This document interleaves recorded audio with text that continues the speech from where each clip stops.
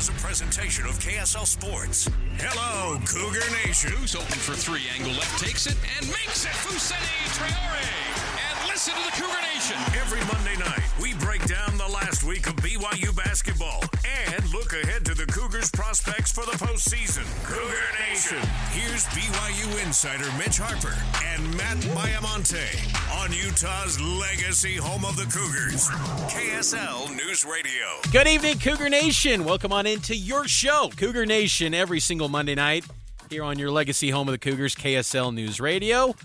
I'm Mitch Harper, joined as always with Matt Baiamonte. We host this show and also Cougar Sports Saturday every weekend, noon to 3 here on KSL. So much to get to in the world of BYU basketball. Cougars fall at Kansas State, but they got another Sunflower State showdown tomorrow night at historic Allen Fieldhouse as the unranked BYU Cougars take on number 7 Kansas. We'll break that down and we'll take your phone calls, 801-575-8255. But we got to start things off, Matt, with that BYU-Kansas State game. A disappointing effort in Manhattan as BYU falls 84-74. Yeah, it was disappointing, Mitch, because this Kansas State team had been losing a lot of games prior to BYU going out to Manhattan, Kansas, and it was disappointing to see them kind of come back down to earth after such a big win against Baylor. Let's get to the takeaways from that 10-point loss over the weekend.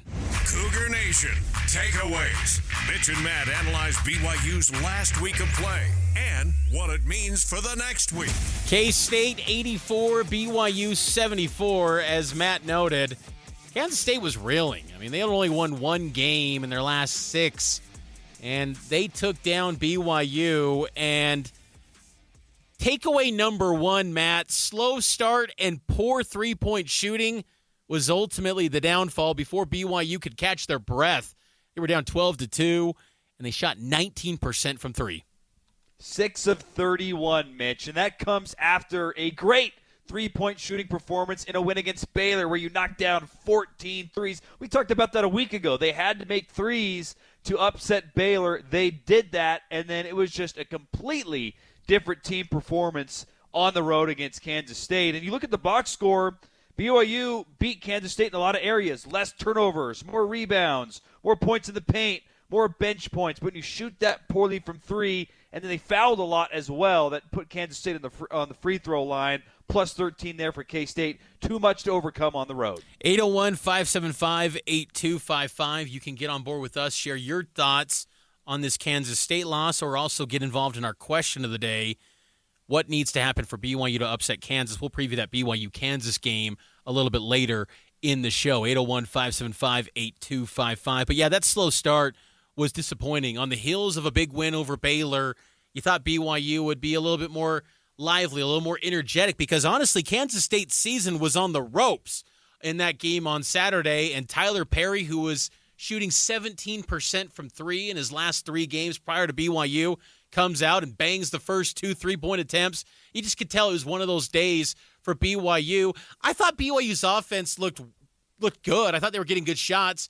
But they just couldn't knock them down. And at some point, BYU has to find a way to knock down the 3 ball away from the Marriott Center, because they'll be an early exit in the NCAA tournament. They will be an early exit in the Big 12 tournament if they can't hit the 3. I know it's cliche, live and die by the 3, but it really does feel that way with BYU because they don't have the star power. At no point in this season in the Big 12 has BYU pulled down Player of the Week, Newcomer of the Week recognition. They don't have that elite star. It's a group by committee that's lifted up by three-point shooting, and if you knock down only 19%, you're going to lose to anyone, regardless if you're at home or not, especially in this league, because takeaway number 2, Kansas State's Arthur Kaluma, he is becoming the BYU killer. This guy was once at Creighton. He had a career high with Creighton, 27 points against BYU in Vegas last year. On Saturday, he puts up another career high, 28 points, and joins the list of guys that always rise to the occasion against BYU. And he went to the free throw line a lot, Mitch, 12 times, and he makes 10 of 12, double-double for Kaluma. And head coach Mark Pope was complimentary of his play because, like you said, man, he just keeps killing BYU whenever he plays them. Well, he's a really talented player. He was great getting the free throw line tonight. He shot the ball great from the three-point line. He's really physical and explosive. He can extend the play with Euro steps and extra steps. He's a terrific player. They got to find a way, though, to stop some of these terrific players. They're going to be playing some terrific players tomorrow against Kansas. And, again, we'll get to that preview in a little bit. But defensively, Mitch, I felt like there was a little something there to be desired defensively. I know that they didn't shoot the ball well, but they gave up 42 points in each half. And Kaluma was a big part of that, don't get me wrong. He played great basketball.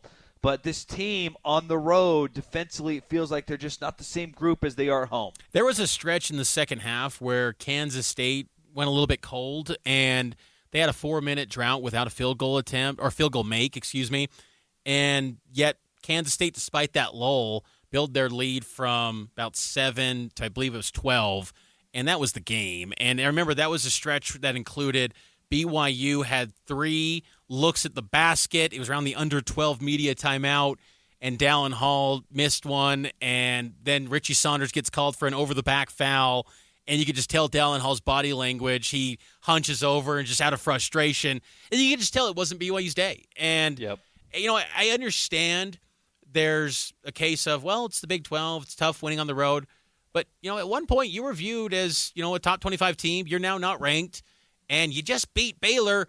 At some point, you got to break through on the road. If you're going to be a team that gets the second weekend of the dance, and I know we're recalibrating our expectations of this BYU team, because had you told us at the beginning of the season 7-7 heading into the final 4 games of league play, you would have said, absolutely, I'm taking that.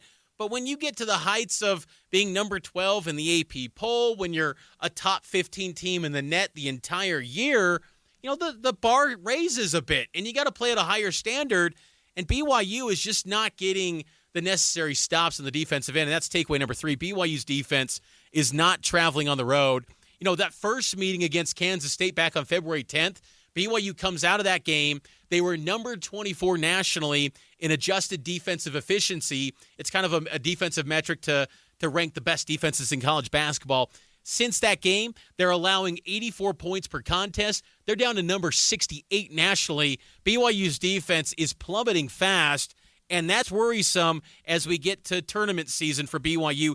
They got to get some answers soon in a hurry, Matt, on the defensive end. And it's 4 straight games, Mitch, where they're giving up at least 50% from the field goal percentage. Kansas State shoots 56% from the field, and you touched on it with a lot of missed gimmies, and this has been a trend for weeks now where they're just missing layups.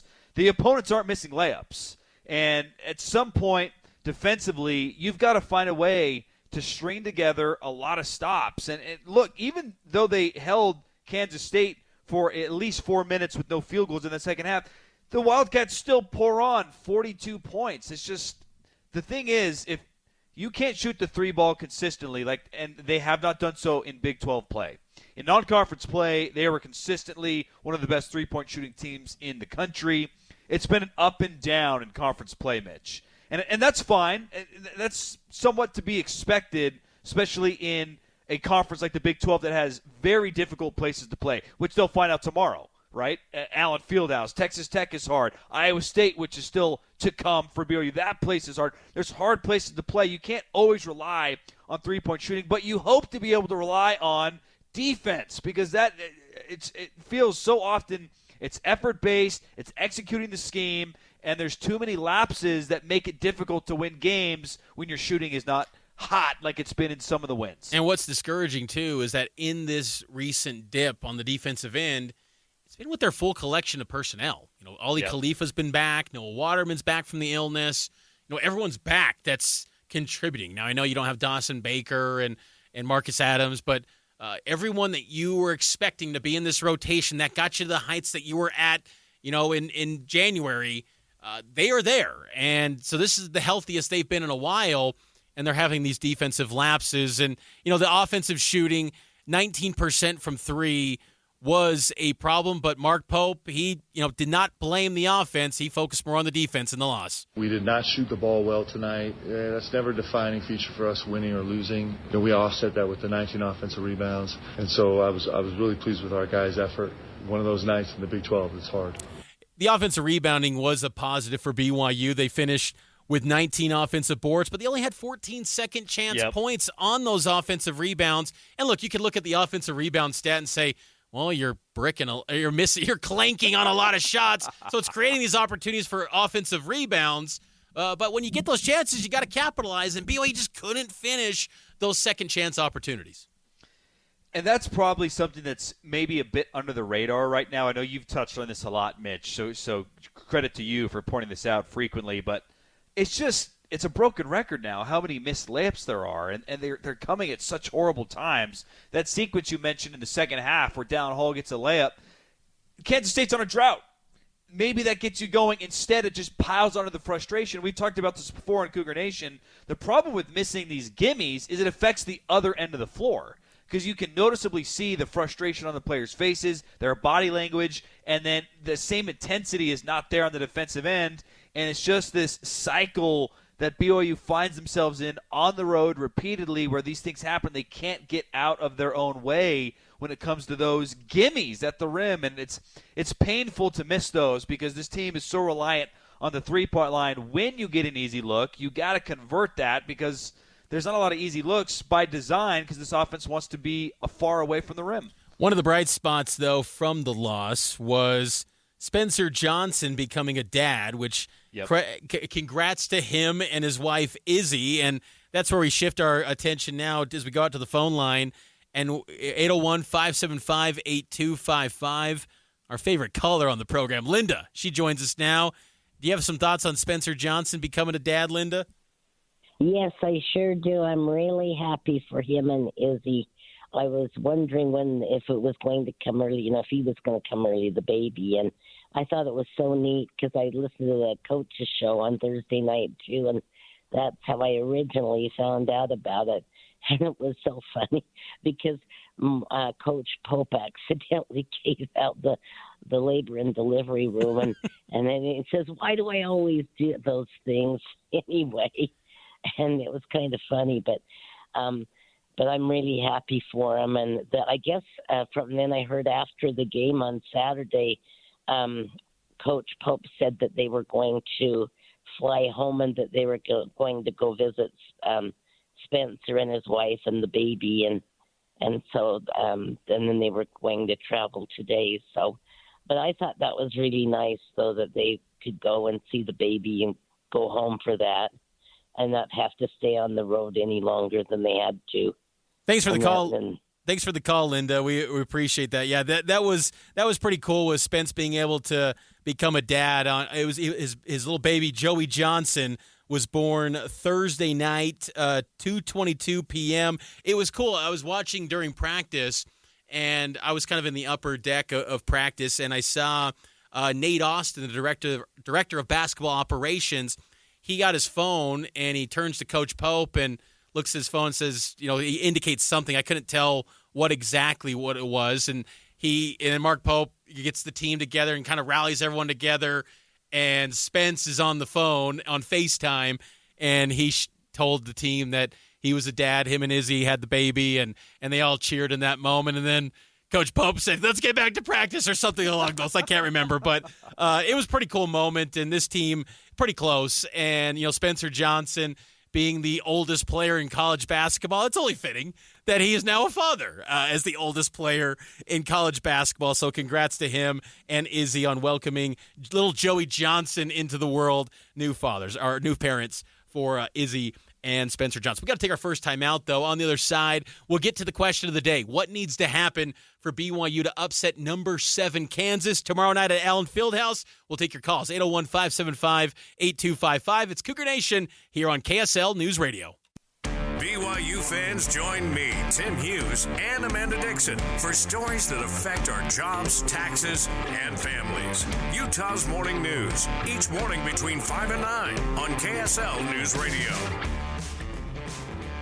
It's Cougar Nation, and we're breaking down the Kansas. You know what, Mitch? We're probably done breaking down the Kansas State game because that was not a pretty loss. And we'll turn the page to a fantastic game tomorrow, BYU and Kansas. Kind of a bummer that BYU dropped out of the top 25, and I was surprised by that, Mitch. The previous week they went 1-1. Yeah, they didn't have a great loss against Oklahoma State, but they stay in. Then they have a arguably their best win of the year, and they drop out after beating Baylor at home. What'd you make of the Cougs flying out of the top 25? I'm to the point where I want the AP top 25 and coaches polls gone from college football and college basketball, because I'll tell you, I mean, as someone who covers the beat, and you know it going to games too, we don't got time to watch other games. Like, it's a 6-hour day. It just, you don't have the ability to watch, and you're focusing on box scores.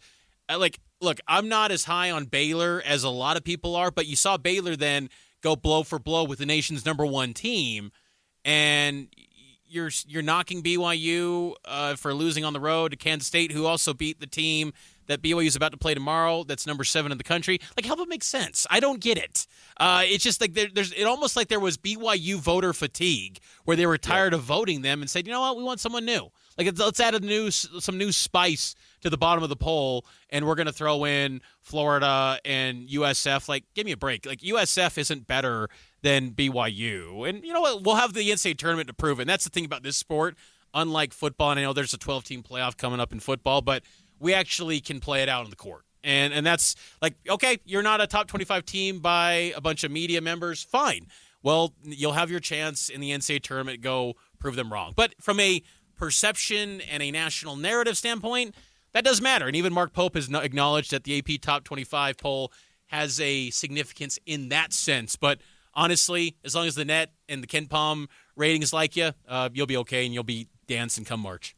College football doesn't do a lot right, Mitch, but I think the one thing they do right is once we get to the actual CFP rankings halfway through the year, that's the ranking. And it's like, let's just use the net. The net is what is the main metric used for seeding in the tournament. Let's use the best metric that is determining for the NCAA tournament. Let's just use the net. Right. Get rid of the coaches, get rid of the AP, everything you said, I totally agree with. Let's just go to the net. Make it simple. That's the best way to do it. Or as the NCAA Tournament Selection Committee a couple Saturdays ago, not this past one, but the one prior, they released the top 16 teams if the bracket was that day. Why not just extend it, 9 or 10 more spots and say, here's the top 26 as of today, or top 25.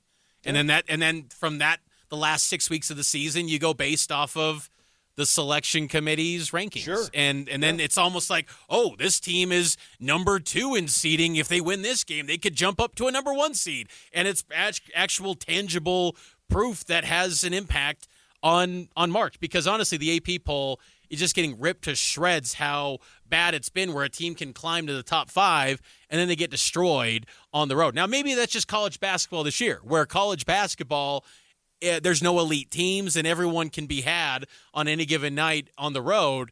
But, I was a little bit surprised because you beat Baylor, who, had an overtime Number game. 11 in the country, Mitch. Overtime game against Houston a couple days later, and it wasn't like BYU, like they lost to Kansas State. Maybe it's just an indictment on Kansas State, how the pollsters view them. I don't know.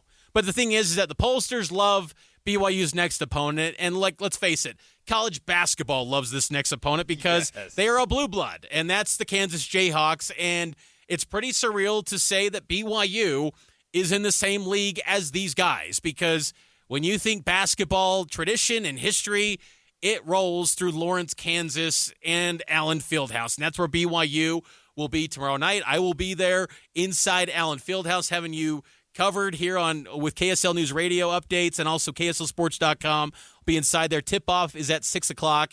Pre-game begins at 5 against KU. What's going to need to happen for BYU, Matt, to upset the Kansas Jayhawks? Before we get to my commentary, just I want to hear from BYU Nation, too, on this. 575-8255. Cougar Nation, you can chime in with our question of the day. What needs to happen for BYU to win? I had a generic response earlier, Mitch, where I'm like, you got to make a lot of threes. And then I'm like, that's boring. And then it dawned on me. This is what has to happen for BYU to beat Kansas. It's simple. It's very simple. You need your point guard, Dallin Hall, to play the best game he's ever played. He needs to be the man, because there's the potential for that to happen, for Dallin Hall to be this really good point guard in the Big 12 who can score, who can get people involved. And what we saw against Kansas, that's not going to work. 1 of 10 from the field, 0 of 5 from 3. that was nice. He had 8 assists, but you need your point guard to score. So for me, if Dallin Hall has one of the best games he's ever played, and he's still a young player, but if, let's say, he knocks down 3 or 4 threes and has 8 assists to go along with 15 points, I think BYU wins. So to me, you need a great performance from your point guard. Kansas comes into the game with a record of 21-6.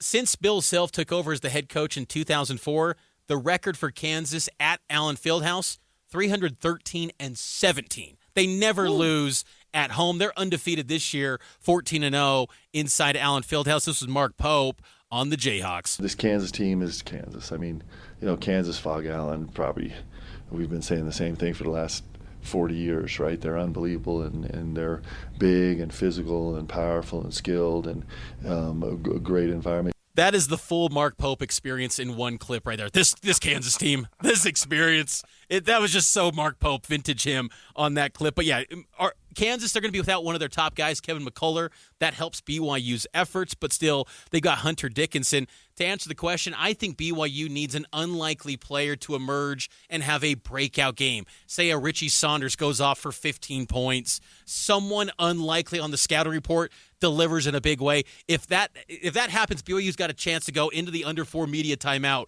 with a chance to make Kansas sweat and put BYU a chance to position to pull off the upset. We got to take a timeout. News, traffic, and weather next. We'll get to more of your calls here on Cougar Nation. It's like Cougar fans come together for BYU basketball. The community gathers around KSL each morning for important news. Listen tomorrow between 5 and 9 to KSL News Radio. Welcome back into Cougar Nation here on KSL News Radio. BYU basketball back in action tomorrow here on KSL against the Kansas Jayhawks, number 7 ranked Jayhawks. It's the first meeting between BYU and Kansas since 2019 at the Maui Invitational. First visit to Allen Fieldhouse since 1971. I swear, every Big 12 first for BYU basketball this year ties back to that 1971 season. Kresimir Kosic and crew played Kansas State. They played Cincinnati. They played Kansas that year. They played so many Big 12 teams. Oklahoma State as well, but they also get the Kansas Jayhawks. And BYU, all-time record against KU, 4-1. The lone win, 1960. In Provo. That was in the Smith Fieldhouse. So it's been a minute, and BYU gets the chance every year now in the Big 12 to take on a blue blood like the Kansas Jayhawks. Let's get now to our what's trending up and trending down in the world of BYU basketball as we get ready for BYU versus KU. Cougar Nation, trending. What's trending up and what's trending down this season? All right, Mitch, let's start things off. Let's get the negative stuff, the trending down, out of the way, and then we can have a little positivity before we get to that game tomorrow night, which you can hear right here on your legacy home of the Cougars, KSL News Radio. Trending down for me. This guy is a potential first-round NBA draft pick. I'm talking about Jackson Robinson. His stock is soaring amongst NBA scouts, and rightfully so. He's had a great year. He's got a lot of NBA skills. One of those, Mitch, his three-point shooting. However, his three-point shooting has not been working well on the road as of late. That's why he's trending down for me. He's only made 3 of his last 21 three-point attempts in the last 3 road games. If he's going to be an NBA player, if he's going to be one of your best players, you need him to play well on the road. It's critical that Jackson figure this out before the tournament because they're not going to be at the Marriott Center anymore. They're going to be neutral site, on the road, NBA gyms.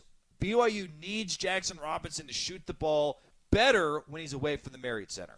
That's a good poll. Do you still believe Jax is going to be a first-round pick?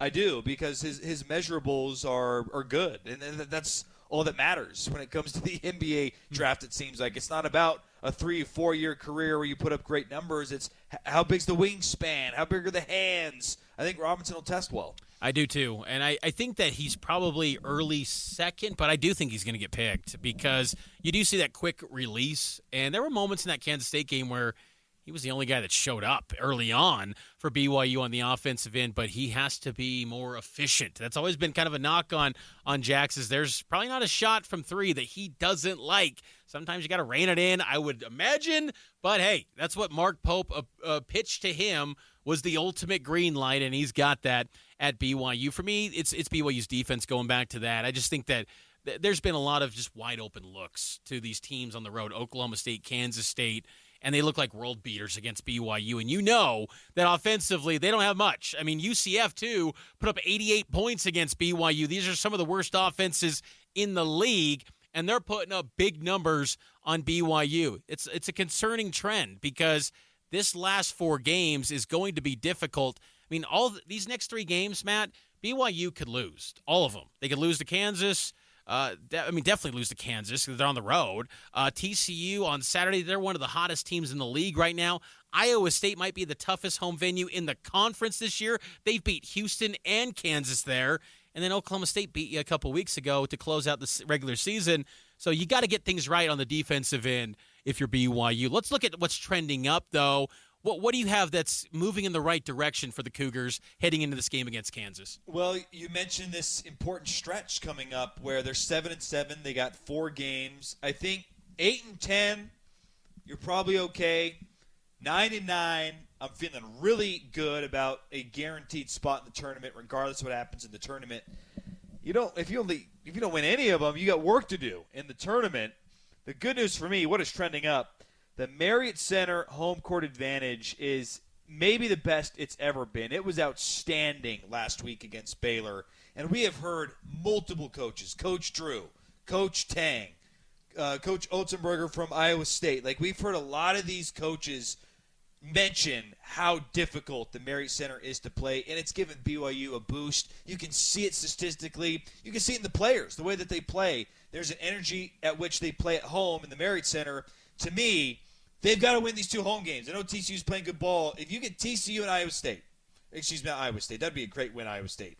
Oklahoma State, you're 9-9, assuming you lose your road games, and you're in the tournament. So the Marriott Center advantage, it was really impressive against Baylor, and it needs to be a big advantage in these last 2 home games because they're winnable games. Like, I know TCU's playing well, but they're not going to win the national championship. Like, that's a winnable game against TCU. And Oklahoma State, you got to beat Oklahoma State at home. So the Marriott Center home court advantage, to me, it's trending up. It's been a big boost for a team that's 14-2 at home this year. 801-575-8255. You can share your thoughts on BYU basketball or weigh in on our question. What will it take for BYU to take down Kansas tomorrow night? My trending up, Matt, is Atiki Aliatiki. I thought he gave some good minutes off the bench for BYU. 10 minutes of action, only 1 foul, 6 points, 3 rebounds. It could be a case of that was just a good matchup against K-State going up against a traditional big like Will McNair for the Wildcats. But I thought those were minutes that BYU and Atiki can build on heading into the home stretch that, hey, if, Ali Khalifa and Foose, if you're not playing good defense, we're not afraid to turn to that third option in Atiki at the 5. And I thought that Atiki played pretty well in those minutes, and I liked the strong post grabs that he had. It was interesting too, watching him perform on the offensive end, very similar to the moves that he always practices with Mark Pope and Colin Terry, the new assistant coach who works with the bigs. The post moves that he always works on. And look, you'd like a little bit more from Atiki in year 3. You'd feel like he should probably be more of a consistent, top 8 of the rotation guy by now. Still young, and you hope that, he sticks around with the program going forward into the future, because I just think he gives you these flashes where you go, what does that look like over the course of 30 minutes a night? Because if he can do that consistently, this guy could be a monster. So I like those minutes from Atiki, and hopefully there could be a role for him heading down the home stretch. I like that pick a lot. And what do you think of him playing the rest of the second half? Was that just Atiki was playing well, or is that also maybe a message to Ali Khalifa that, hey, you got to bring it night in and night out? What'd you make of that decision? I thought it was they needed more athleticism in the lineup. K-State, to their credit, they had some good explosive athletes, and BYU is never going to be known as the athletic team in the Big 12, at least not this year. And I think Atiki brings that, and that's why I felt like it was maybe a good matchup for him. I don't know if it translates to Kansas. I can only imagine what that would look like. Him versus Hunter Dickinson. I can't picture that, but he might give Hunter the 5 toughest fouls he's experienced this season if Atiki gets on the floor. But I thought it was the case of athleticism, but also a statement, as you alluded to, because Ali Khalifa was not playing good defense. He's got to play better on the defensive end. If you're going to stay on the floor, every minute matters, and every possession, you got to get better, because BYU's defensive numbers have dipped since his return from the flu bug. It's maybe it's just coincidence, but they have regressed. So BYU's got to get better on that defensive end. And look, Atiki still had his issues defensively against K-State. It wasn't like K-State suddenly went on this massive lull when Atiki stepped in, but I did like the minutes he gave on the offensive end and some of the possessions where he's grabbing rebounds and limiting K-State to only one look at the basket. Yeah, he might have a role to play in this game, because I think it's, to me, as we get more into the Kansas preview, and we'll do that all in this next segment as well, we can take your calls. 801-575-8255. We'd love to have a few BYU fans chime in on what this team needs to do to beat Kansas tomorrow. And you mentioned it, Mitch. Maybe Atiki is going to be that dark horse who gives you a big performance. You just can't get blasted in the paint. I know Kansas is exceptional in the paint. That's where they do the majority of their damage. But you can't get outscored by 30, 40, 50 points in the paint and beat Kansas. That's not going to happen. And maybe Atiki can help you in that regard defensively. No question. And honestly, I just hope that BYU starts to put out a product that gives you some momentum and excitement going into the NCAA tournament, because I feel confident BYU's a lock to get to March Madness. Still? What if they go 7-11 in conference play? I still think they would get in. I do. No even if it was you don't think really? They would? I mean, they're sitting right now as a 6th seed potentially. You would be putting two things so opposed, BYU and getting a friendly pick in the tournament, and then the power of the Big 12. Which one would win out? The power of the Big or the snubbing of BYU throughout the years of the tournament seed? I think the power of the Big 12 would win out. And BYU has been an advanced metrics darling this entire year. The narrative, it's not in their favor right now. A lot of people are still top BYU stock. Still top 15 in the net, and they're going to finish guaranteed. Even if they lost out in the regular season, they're going to finish in the top 25 of the net ratings. You're not leaving out a top 25 team from a Power 6 conference out of the field of 68. It's just not going to happen. Now, BYU, I think, to get to a comfort level of a 6 seed, a 5 seed, you got to win probably your 2 home games. But, yeah, I feel like BYU's 5 in. seed. You got to win 3 of the next 4, I feel like. To get you think a 5 seed? Mitch, if they this go team might not have a winning record in conference. They can't be a 5 seed. Iowa State last year lost 7 of their last 10 games and got a 6 seed.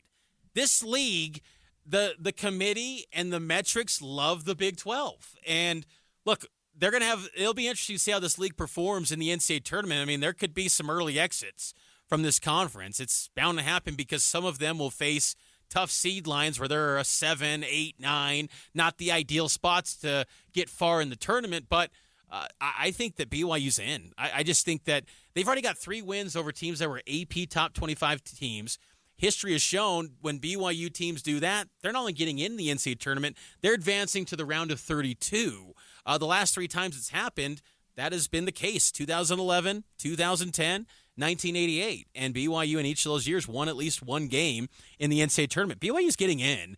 And it's just the one area where it could hurt them, where they could start to slip in a rapid manner, is if they get blown out. So if you go to Kansas tomorrow and lose by 25, well, then things, and then if you lose to TCU by 10, then things start to slip faster. But, yeah, I think BYU's in, Matt. I just do, because I think that there's a ton of respect for what BYU's built on the advanced metric side, and the Big 12 strength is going to lift BYU to where they're already a lock to me. It's a matter of working on seeding going forward. I hope you're right, because I still feel like there's a little work to be done to guarantee it. 8 and 10, I think, is enough to feel good. You just win your home games, and I think you've got a shot at having a really good seed. 5, I don't know, but 6, even 6 would be nice. If you were to lock down a 6 seed going to the NCAA tournament, that'd be a really good place to be. 801-575-8255, taking our final timeout. Let's preview BYU versus Kansas. We'll share our predictions and preview the matchup as the Cougs go to Allen Fieldhouse tomorrow night. It's good. Make sure you have the KSL News Radio app to stream BYU games wherever you go. You can also get breaking news alerts and podcast your favorite KSL show, all on one app for KSL News Radio. Cougar Nation, one more segment, and then tomorrow we'll get ready for BYU and Kansas. You can hear it right here tomorrow night on your legacy home of the BYU Cougars, the Jayhawks, and the Cougars, and one BYU player in particular. Really looking forward to this game. I'm sure they all are, but Trevenell, here's his thoughts on playing at Kansas. Yeah, it's a dream. You know, we talk about when you're a kid to go play Kansas, to be able to go and, see the history and the culture they have. It's going to be really fun, and I'm just excited to see the difference between their arena and their atmosphere compared to ours because, Jay Billis always says they have the best, atmosphere, best student section in the country, but I still don't believe it. It's going to be an epic scene tomorrow night. BYU and Kansas, 6 p.m. tip here on KSL. Pregame begins at 5 o'clock. The Cougs just completed their shoot-around inside Allen Fieldhouse, the traditional Monday night before a Tuesday game. Fans are checking out Allen Fieldhouse, the Cougar faithful that are there in Lawrence. That should be a fun setting. And, I'm curious to see all the history on display at Allen Fieldhouse. I saw that arena, the outside of it, back in September, and you just pull up to it, and it's just some rusty-looking building. It's just old, and you go, "This is Allen Fieldhouse. This is the building." But it was seeing the pictures. It looks so just big and massive, and on the outside, it's just kind of humble looking. But I can only imagine you'll just feel the history of that. I'll be inside there tomorrow. Again, I'll have updates here on KSL News Radio, KSLSports.com. So check out all the coverage. Also on social media on X, Instagram, TikTok.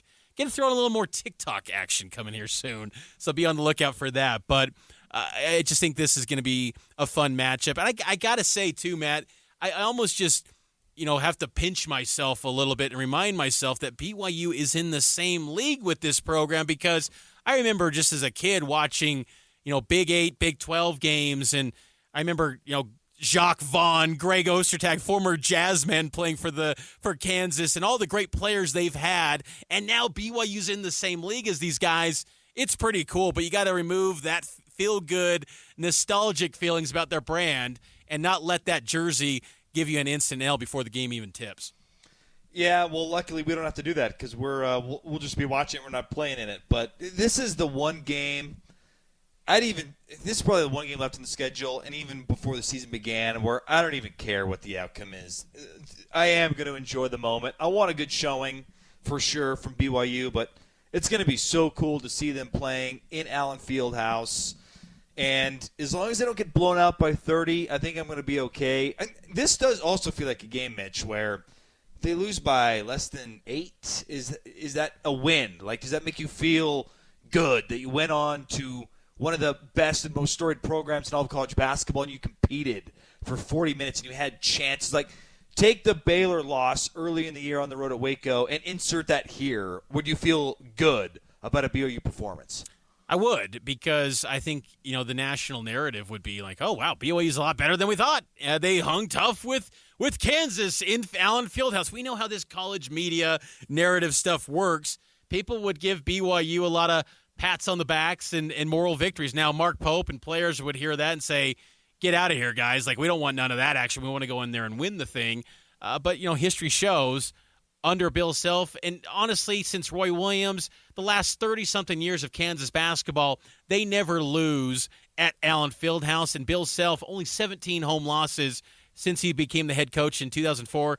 This was Mark Pope on Bill Self and just the impact he has in the Big 12 in college basketball. Yeah, I think clearly he's been unbelievable for this league. It's interesting when we're on a call and we're dealing with issues, he's the first one to speak up, and he's clearly spent a ton of time thinking through the periphery issues, meaning some vague possibility with rules change, and he'll come into the conversation with with 4 different things that need to be considered, and he's clearly set the benchmark here. I don't know what, his numbers are just, he wins every single year. he wins the league conference championship, right? And so you look down through this league, and the coaches are just incredible. And certainly he's one of the best coaches, most successful coaches in the history of college basketball. And he's right here still doing it. It's pretty great. Kansas will be shorthanded tomorrow. They don't have Kevin McCullough, their leading scorer, 19 points a game for him. He's out with a bone bruise in his knee, but they didn't have any issues against Texas over the weekend. Nick Timberlake, a transfer from Towson, he's got 94 career starts. He'll likely start against BYU. Good athlete. He had a huge alley-oop dunk over Dylan DeSue on Saturday. Kansas, though, is not deep, Matt, and if you can get Hunter Dickinson, maybe 2 quick fouls, that could be a game changer because Dickinson is the star of this group with McCullough out. That should be the scouting report. Just attack the rim, which that might not bode well because, look, it's no secret on the show. I think the Big 12 officiating is a joke. I think it's really poor. To be the supposed best league in college basketball that have such poor officiating, it's inexcusable and it needs to be fixed. But, man, if you could get him in trouble, that would be a massive advantage. It'll be really interesting to see how this BYU team attacks Kansas. Cannot wait, Mitch. It's going to be so fun, and have a great time at Allen Fieldhouse. I cannot wait. Hopefully Cougar Nation is there and making their presence felt inside Allen Fieldhouse. I know it's going to be a sellout, but there were some tickets available a couple days ago. Hopefully Cougar Nation gobbled those tickets up. So we'll talk to you later this Saturday on Cougar Sports Saturday. Then I'll be inside Allen Fieldhouse with all the coverage from BYU and Kansas here on KSL News Radio.